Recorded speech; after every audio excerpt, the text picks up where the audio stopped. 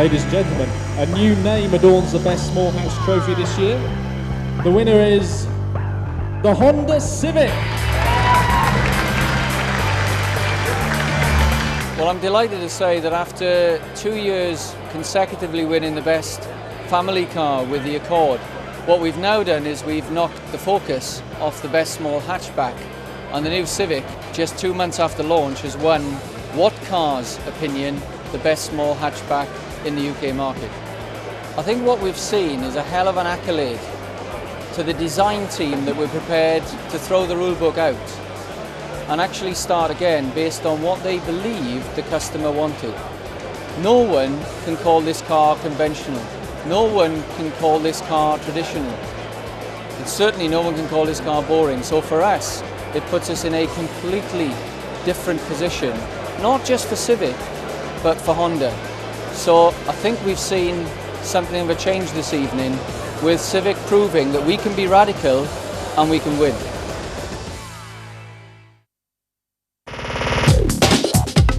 We're here at Thruxton today driving this new Honda Civic Coupe. I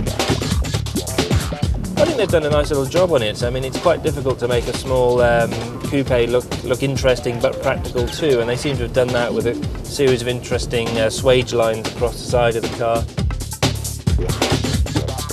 Got a nice sort of swoopy back on the rear pillars and a sort of sporty stance and alloy wheels. The coupe is different to the 5-door in being just that little bit sportier, with a bit of extra bite to the chassis. Quite light handling, but steers easily, and the vehicle has a driving position much lower, so the driver feels like he or she is planted much more on the tarmac, and the suspension is that little bit firmer. It's a 1.7 litre engine with 125 horsepower. It basically pulls pretty well for that size of engine. This is meant to be a car that everyday people can use and afford to insure, and the performance is perfectly adequate for everyday driving. This is the automatic version of the Honda Civic Coupe, which has a centre-mounted gear shift, and we've got sporty dials that are with a sort of silver technical finish, as they're known in the business. It's got a leather-rimmed steering wheel for that sort of sporty feel. Like all Hondas, the standard of the interior is very high. The quality of plastic is very good. Air conditioning is standard on all of the coupes, and there's an option of either an automatic gearbox or a manual gearbox.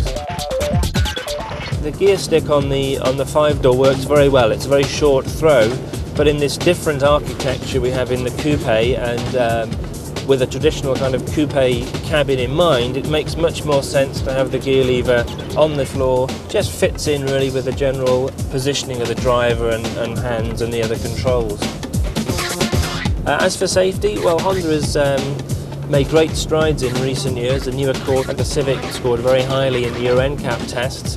As for the stuff you can see, there's 4 airbags in the car, 2 for the passenger and driver, and then 2 side airbags, and of course anti-lock brakes, so the safety count is pretty high on this car. I think the new Honda Coupe is bringing together all the strength that Honda have always brought to the coupe market. So we've got a very practical car, and in this case it's got even more practical, so it's a little bit bigger in terms of cabin and boot. We've got slightly sharper styling and certainly a much better cabin quality in terms of design and materials. And of course the car drives with that sort of ease and smoothness that you expect with Honda, together with of course Honda's reputation for reliability and good residual values.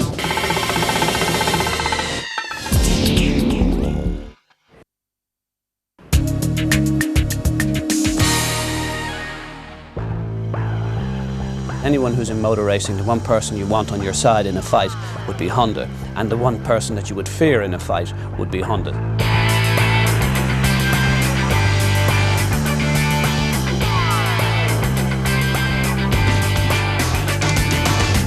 Jordan has never lacked in confidence in the past. Certainly from my side, I'm a total optimist. But this is one area where all of the ducks are in a row. If it doesn't work, then it'll be Jordan's fault, because we've never ever in our 11 years of Grand Prix racing ever had an opportunity as good as what we have now.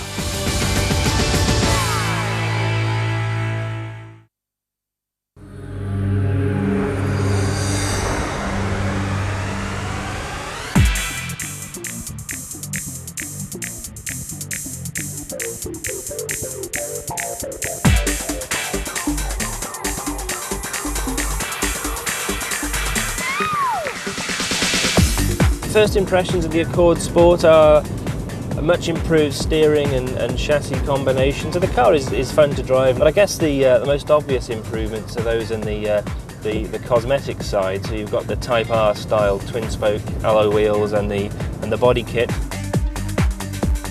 Then of course inside you've got the titanium effect trim panels and the new gear knob. It's from the Type R. This sort of metallic look titanium gear lever just allows you to snick up and down the gearbox just as you want. It's quite a nice little feature. And then there's the cream back dials, which give the cabin and the driving environment a kind of semi-race car sort of feel. It just makes that car feel for an enthusiast like a nicer place to be, and they're going to enjoy driving the car. And of course the new Accord Sport has revised steering, and there's a cosmetic change as well with this red stitching on the inside of the leather rim wheel, which again just gives it a bit of a sporty feel in the cabin environment. Ride and handling for sure is much improved with the steering and the new suspension settings on the car. It doesn't roll too much when you put it into a corner, and it's a sort of car that you can fling around a bit and enjoy. But it's also a fail-safe car, you know, it's not going to bite back on you. Honda has a reputation for making very smooth revving, high-performing engines, and this 1.8 is a very good example of VTEC engine skills. It's a smooth, sweet revving unit, and it's a pleasing one to drop down a gear or two and just enjoy at the top end of the rev range. The company car park is one of the most competitive environments in any company, and it's important to have a vehicle that stands out from the crowd, and the alloy wheels in the style of the Type R do just that, the body kit does just that. The D segment is going to be the hottest contested segment in the UK this year, with a lot of new entrants.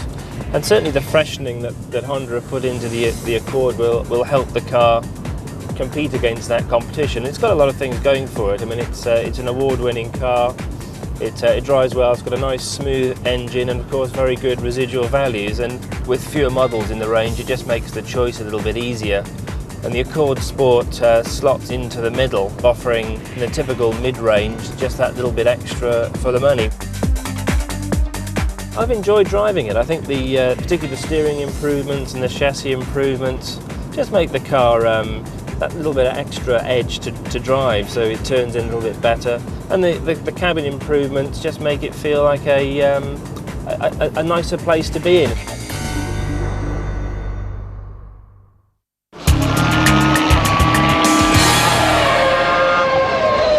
Without Honda, British American Racing could never be a top team. We realise this fully. We have to have the full support of an engine manufacturer such as Honda behind us to give us the credibility within the sport and the opportunity to win.